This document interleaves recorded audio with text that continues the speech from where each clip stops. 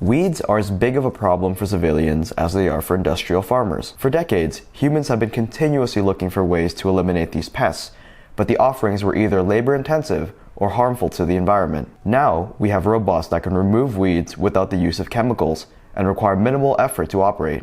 One such company making these machines is ADx Robotics. The robot operates using a single button pressed by the user. Once this happens, the motors begin to spin and turn a power screw, which in turn pushes the blades into the soil. As this motion is happening, a spring is compressed. Once the mechanism reaches maximum depth, the linear actuators holding half nuts to the power screw retract, and the assembly shoots back up to the starting position, while simultaneously pulling the weed out and ejecting it. The linear actuators then lock back onto the power screw, ready for the next weed. The manufacturing process starts with the chassis, which is primarily made of steel. The steel bar starts a long piece of stock, which is then cut to size on a bandsaw. The pieces are then polished for welding. Holes for the caster wheels are then drilled and the wheels attached with bolts and pins. The holes for the guide plates are drilled out and secured along guide rails for a test fit. The parts are then removed for painting.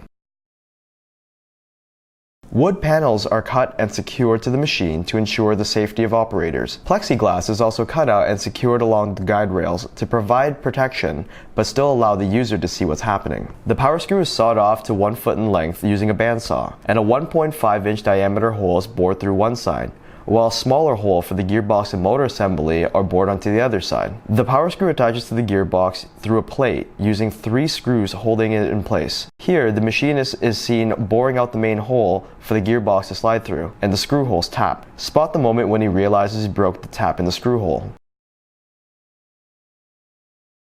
The gearbox, motor, and power screw are attached to the chassis, and the clearance is checked. The electrical system is wired to an Arduino motor controller combo, running off of a 12-volt battery. The Arduino code is meticulous, but after days of troubleshooting, the code works perfectly. Safety switches are attached in line to the wiring loom, and the entire electrical system is fitted to the robot and tested again. Now the robot is complete and ready to obliterate weeds without harming the environment or strain the user.